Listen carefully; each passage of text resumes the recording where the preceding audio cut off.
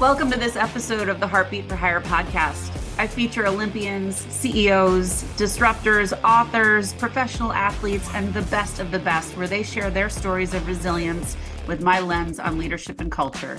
Let's get started. Greetings and welcome to this episode of the Heartbeat for Hire podcast. 3 things you're going to learn from this episode. Number 1, why integrating what you know and love into your career path serves you so well. Number 2, how technology changed the way the camping industry functions today. And number 3, why creating a supportive and joy-filled culture is the only way to lead. I have the distinct pleasure of hosting a true innovator in the summer camp industry. Dan Konigsberg, as the founder and CEO of CampMinder, has revolutionized the way summer camps operate, bringing technology and efficiency to an industry steeped in tradition. Dan's journey is a testament to the power and passion and is a testament to the power of passion and entrepreneurship. Growing up on the Upper East Side of Manhattan, he spent his summers at Camp Tacoho in Maine, where he developed a deep love for the camp experience. Little did he know that his hobby of creating a Dave Matthews Band tour archive website in high school would lay the foundation for his future career. In 2001, while still a college student at Emory, Dan's ingenuity led him to create a system to streamline Camp Tacoho's staff hiring process. This project evolved into CampMinder, a company that now serves nearly 1,000 of the world's best summer camps, my alma mater included. Dan's unique blend of computer science knowledge and economic understanding has been instrumental in CampMinder's success. His leadership style, deeply rooted in Tacoho's arch ideals, emphasizes people-first principles and creating a supportive work environment. I could go on, but let's get to it. Dan, welcome to the show. Thank you so much. What an introduction. First of all, I'm very excited to discover over the course of this conversation how people are going to learn these things. And I'm excited to be in this conversation with you. And I had a little bit of nostalgia as you were doing that introduction, because when I first got started as that college student, not knowing what I was doing, my dad said to me, son, one day you're going to have 1,000 camps, and we have over 1,000 camps now. And I was like, but Dad, there's only 150 camps. Like, that couldn't possibly be. And yet here we are. So thrilled to be able to talk with you with all of that in the kind of rearview mirror now. Well, it is my absolute pleasure. And what many people don't know about me is that I was a diehard camper from the little age of 8 years old until I was 15. And I went to a camp called Camp Viga, also in Maine, and we had socials with Camp Tacoho. My brother was also at summer camp, and I'm still very close friends with many of my campers and counselors to this day. And I've been back to my camp 3 times since I left many, many years ago. But this isn't about me. This is about you. So I always start the show by asking, can you share a little more of your story? Yeah, of course. First of all, I love hearing all of that, and it's why I do what I do. It's why I'm still doing what I do. I love camp, and now I get to experience my children, who are now 10-year-old twins, go to camp as well. Best. And I've come full circle, which is something that I couldn't have dreamed of when I was just 21 and getting CampMinder started. But you alluded to the Dave Matthews Band website, so I guess I'll start there. I've always been a creative person, but maybe like it was unclear to me where I should channel my creativity. I got into music, and I thought I could do something interesting for that community early in Dave Matthews Band's trajectory, and created a website that actually won a couple of VH1 My Music Awards, called the Dave Matthews Band Tour Archive. And actually, you can see it behind me. There. It's right there. It's right there. There's the thing. Long story short, I wanted to learn how to automate this thing that was very difficult for me to do, to maintain manually, because it involved updating stuff after every concert they played. And in the process of learning how to do that, it ended up being my first job outside of working at summer camp for the summer. I went back at Tacoho as a counselor, and all I wanted to do was go back to camp so badly. I just wanted to be at camp, and I was looking at their pictures on their website, stumbled upon their online staff application, thought to myself, this is better than the paper application I used to fill out as a staff member.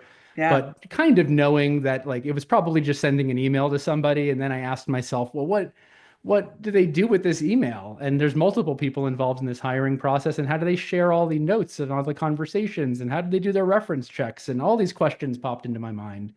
It's not a surprise that wonder is one of our core values now, as I know people are going to learn about culture. So Yes, yes, that'll yes, come yes. up later. Here's some foreshadowing. But wondering about all of that stuff led me to learn a lot more about the inner workings of, at first, the staff hiring process, and then later the camper recruitment process, and the transportation process, and the housing Mm, process, and the alumni management, and the parent communication, all of these things.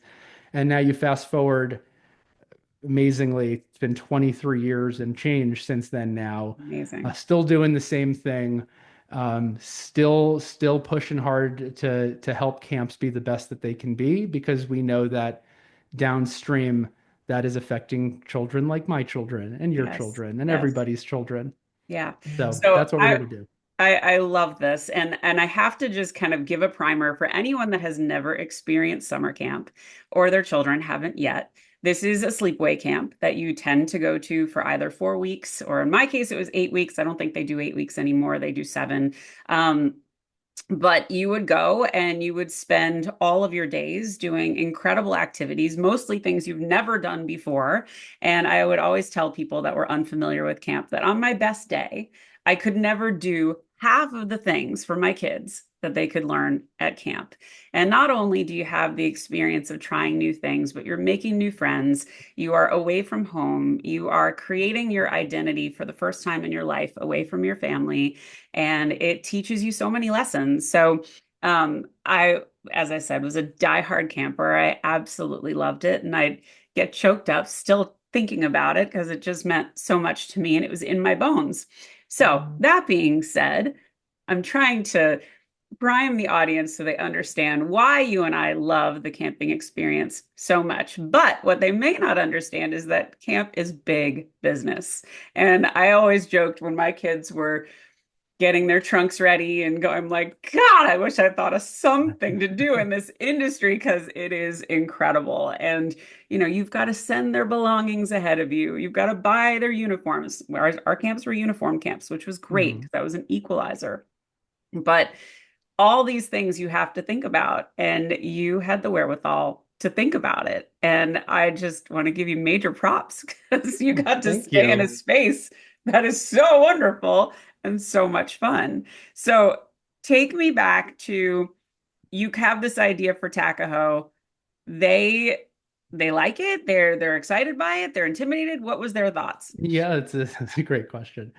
Um, well, I think first and foremost, it's like while I was at camp, and as I was there for many years as a counselor, also sometimes chipping in on some administrative things, like I would have the occasion of walking through the camp office and Sure. kind of seeing what they were doing. And, I just remember seeing a bunch of Excel spreadsheets and like disparate things. Yeah. And I was like, this is kind of complicated because camp is, again, for people who aren't familiar with summer camp. And by the way, just as an aside, that little intro to this section triggered for me when I tell people here in Colorado, where sleepaway camp Yeah. for a long time is not part of the culture, No, no. that my kids are going to summer camp for 7 weeks in Yeah. Maine.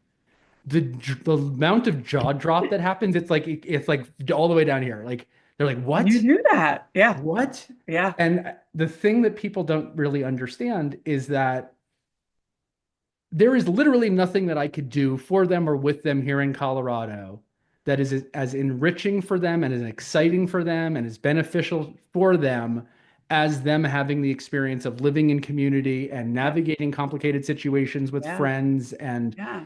trying new things. Like they're not going to be water skiing here in Colorado. And they came Oh, back, both of them came back from camp separately as water skiing as their favorite activity, with water same. skiing as their favorite activity. So, now, of course, I've forgotten the question you asked me, but it was like, How did Takaho receive your how do they idea? receive it? Yeah. Yeah, that's a great question.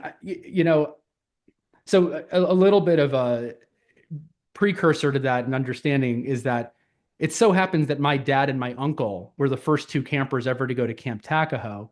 And then my cousin Jeff, who happens to be 20 years older than I am, had the rare and special opportunity that the universe conspired to make it possible for him to buy the camp. Yeah. So he had to figure out how to buy the camp. And my first year as a camper there was his first year as the owner. So Oh you have my to kind God. of put me in context Yeah.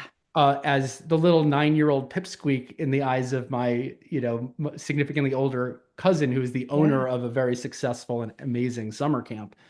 So at this point, I'm in my low 20s and he's in his, he had become extremely successful he's an amazing influence on my life, a great leader in his own right. But I'm this 21-year-old guy with this idea.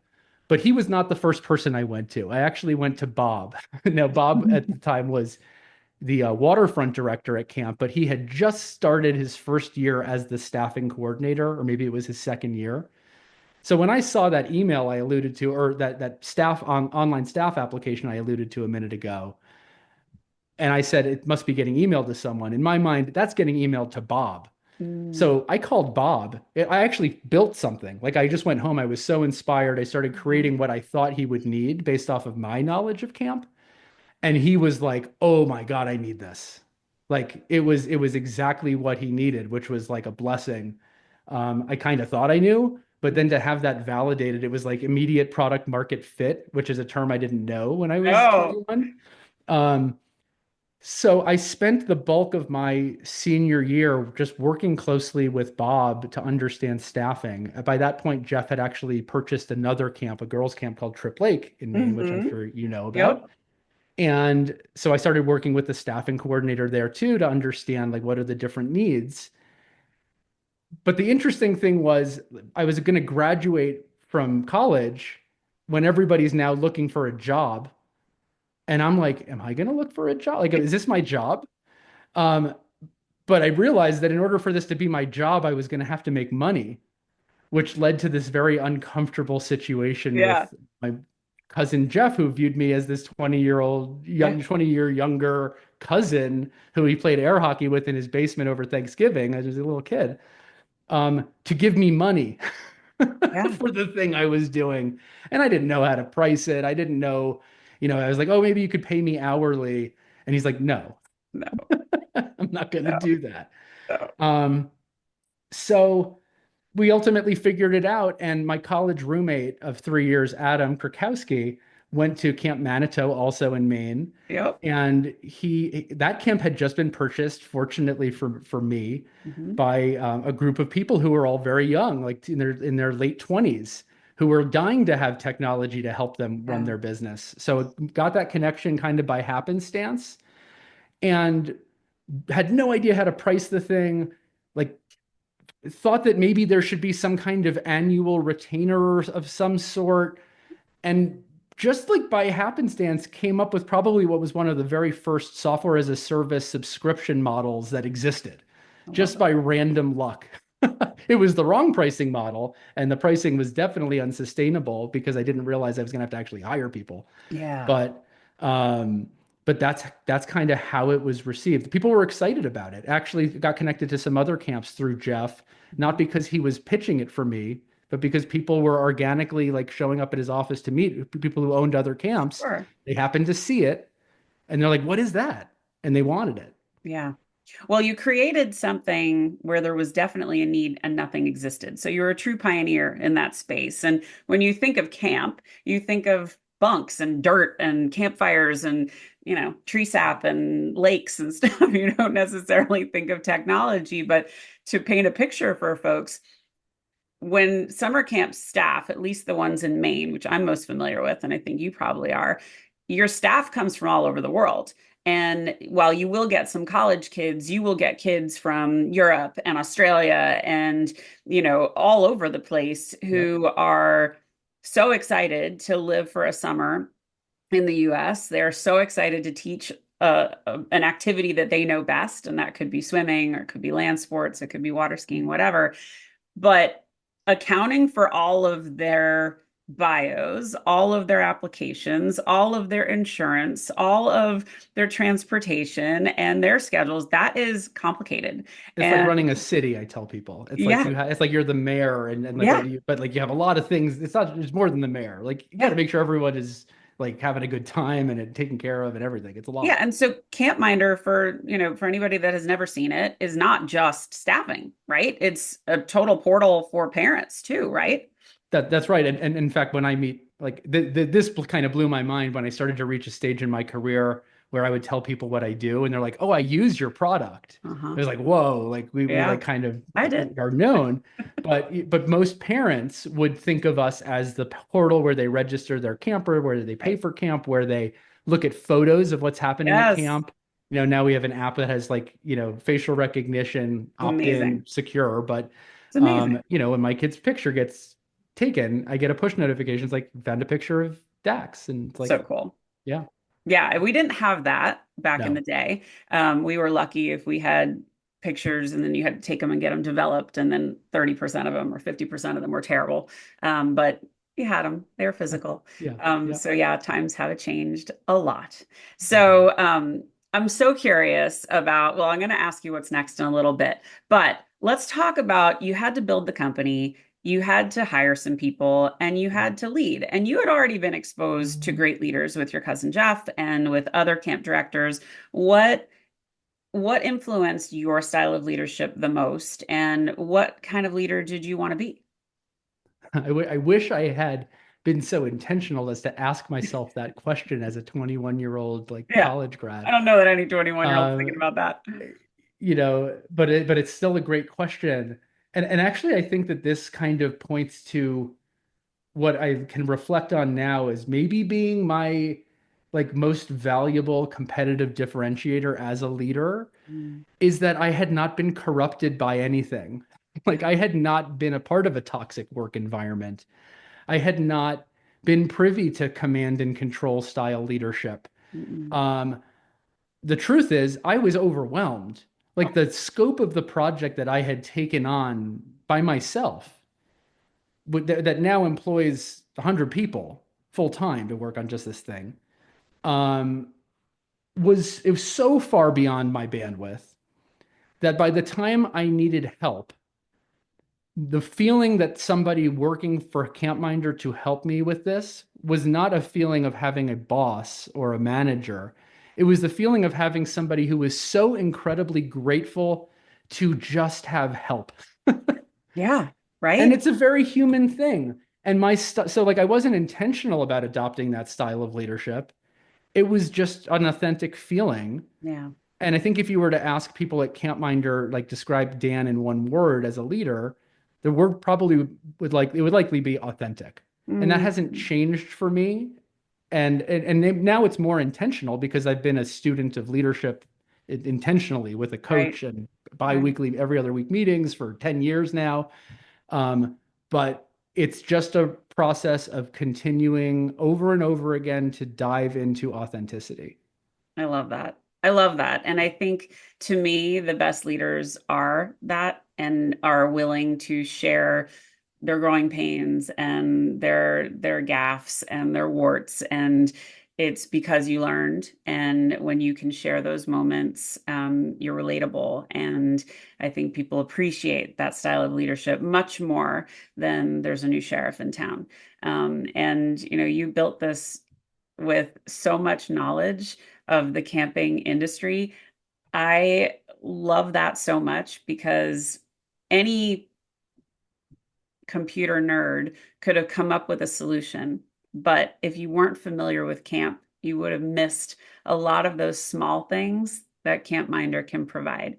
And you had such a great perspective to build on. So it's really, really cool. Yeah, the ability to put myself in the shoes of someone Yeah. actually using the product and Yeah. understand what their experience is like was absolutely fundamental. And by the Mm, way, it's true for any product manager. If you're a product manager, like that's your job is to yeah. be able to understand what it feels like and put that user front and center in in front of everything else because people only use products that are actually helpful to them. Yeah. So now that your kids are campers, are you seeing it any differently? Are you trying to change things a little bit, or are you seeing needs that you didn't have before?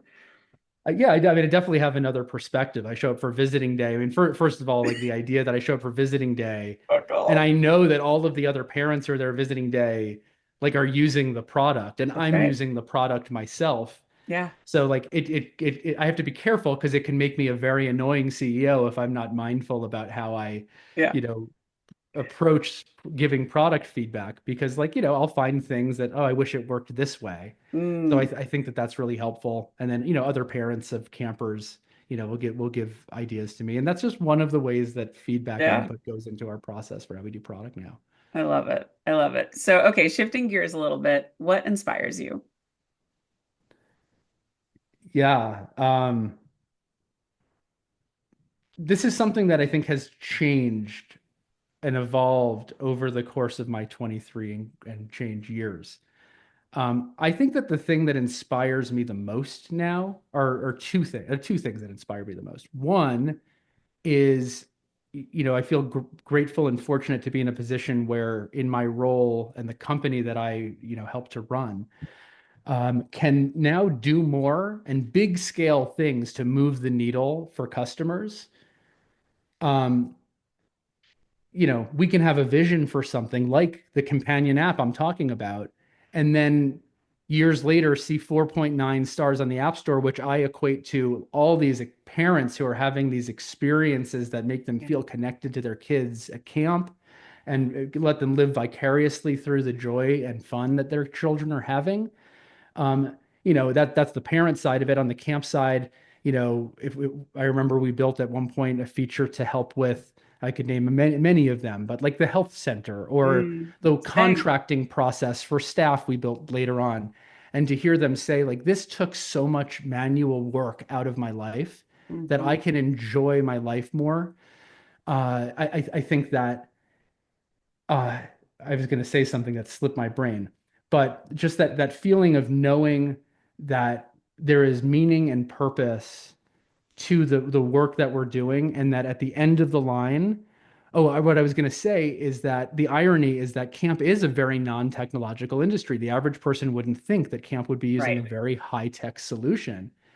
And the irony of the whole thing is that if we're doing a good job with this, then they're not using technology as No. much.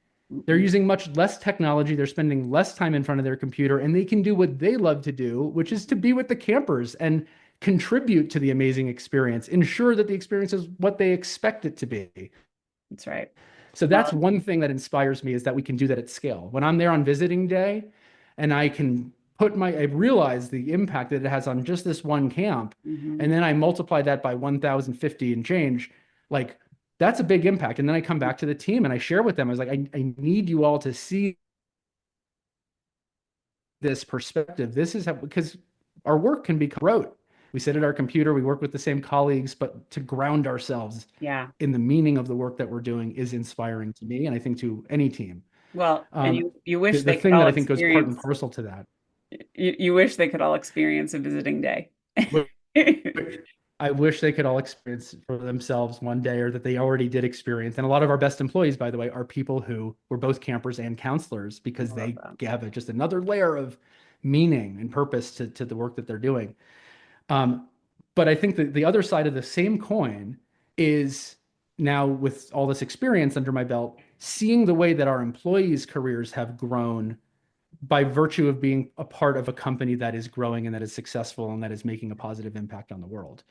So to see, like, for example, Great. the person who came in as a summer intern 10 years ago, who then like got a support role and then ended up in QA, or then ended up in a role in product management, Yeah. or and then shifted their career to sales, and then met their, just like happens at camp, their future spouse while Yep. working at the company. Like all of these things, and it all comes down to the impact is Yeah. the meaning. So both on the employee, for the employees of the company and the people who devote their precious time and energy out of all the things that they could bring their talents to doing, this one thing, their experience and their engagement and the value that they get out of that is inspiring to me, and it makes me want to show up as my best. Mm. And on the other side of the coin, the customer's experience, and it's all tied together and It it's is. weaved into a beautiful tapestry. It is. And I think you have already touched on the answer to this next question, but what would you like your legacy to be? Wow, I love that question. It reminds me when I was a member of EO, Entrepreneurs Organization, a number of years ago. And I think that we went to a retreat one time and somebody showed us some video about the day that like a long-term CEO was retiring. and they did this special thing for him where like they kind of walked him through the halls, and it was like this is a large company. Hundreds if not thousands of people are just lining the halls and just like cheering for him, and like you could feel the love. Mm. I'm gonna maybe get emotional as I think about it, but um if my legacy is one where people feel love for me because of the way that I showed up for them as a leader of the thing that they spend their precious time doing, that's all I could ever ask for. And on the other side of the coin, the customers, it's like, you made my life better. Yeah. You made all of our campers' lives better, all the parents' lives better. Um, that Ooh, would do it for good me. one. Good one. You got me emotional. So what is next for Dan and what's next for CampMinder? What is next for Dan? What is next for CampMinder? I mean, I think that we're in an exciting stage of growth, and I'm always learning and growing, and I think that um part of that is like, okay, what is the biggest game that we can play? So does that look like are there other companies in the camp industry, for example, that are doing great things to add value to camp, Mm, that would want to be a part of the platform that we have yeah. and take advantage of like the experience that we have and the leadership that we've been fortunate to bring into the company to help them get to the next level and to add more value and to make those employees' lives better? Mhm. Are there, obviously, I don't want to lose sight of like primary thing. What are the big things that are pain points for our clients Right. still? Like, because the world has changed. Like the solution for staffing 23 years ago, Oh, when you would get an email with your staff application, is different from the ecosystem we live in today, where everything is SaaS and yeah. the expectations have changed and the needs have changed. And the The speed has the changed. speed has changed. So, like there's always going to be an element of, and front and center element of, doubling down on wanting to add more and more value to our camps and to figure out the processes that maybe were great 15 years ago, but because the world has changed, there's an opportunity to make it even better. Yeah. Yeah. Well, and Um, even how staff is recruited has changed. I mean, I knew plenty of people in the camping industry and they would travel to Australia, and mhm. go and spend 2 weeks and talk Yep. to any prospective staff member. And Yep. then they would go to Mexico and then they would go to the UK. And, Yep. that it doesn't happen as much anymore because we've got Zoom. So it's Yeah. it's easier. Yeah. But yeah, it changes all the time. And I just love that you're at the front of that. And what's next for you? What's next for me? I think that, going down the through, like there's two sides, like the organic stuff that's happening within CampMinder, um, just constantly trying to elevate myself as a leader.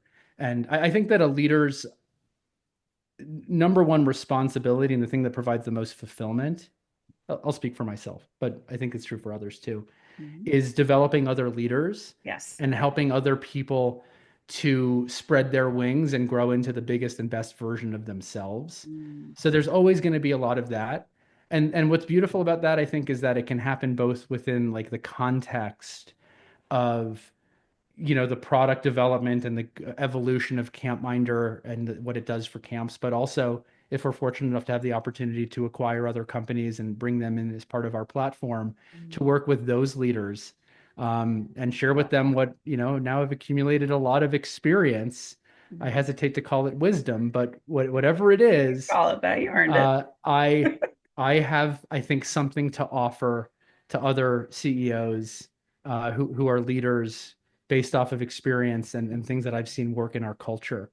I also advise some other entrepreneurs who have nothing to do with our company, Yeah. because I get a lot of joy and fulfillment out of helping people learn lessons that maybe I had to learn the hard way. Yeah. But to help other people avoid those pitfalls is also very meaningful to me. Well, you are an exemplary leader for doing that. And I think the best leaders pay it forward.